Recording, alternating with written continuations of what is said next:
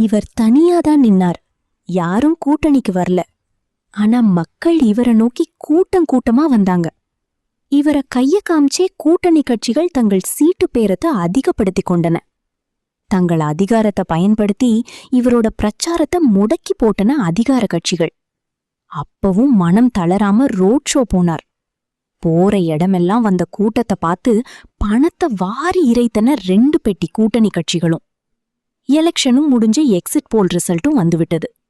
கிட்டத்தட்ட எல்லா ரிசல்ட்டும் ஒருத்தரை நோக்கி கைய நீட்ட சந்தோஷத்துல மிதந்த அவங்கள இவரை போலவே தன்னந்தனியா வந்து மிரட்டி விட்டு போயிருக்கு ஒரு ரிசல்ட் மட்டும். இதுதான் எங்க தளபதி. நாங்க ஜெயிக்கிறோமோ இல்லையோ, இன்னும் 3 நாளைக்கு ஒவ்வொரு நிமிஷமும் உங்களை நிம்மதி இல்லாம ஆக்கியிருக்குல்ல. அதான் எங்க தளபதி மேல மக்கள் வச்சிருக்கிற அன்புக்கான அடையாளம். இந்த அன்பை நீங்க கோடி பணம் கொட்டி கொடுத்தாலும் கிடைக்காது. முதல்ல இது மாதிரி அன்பை சம்பாதிக்க கத்துக்கங்க. இனிமேலாவது புண்ணியம் கிடைக்கட்டும்.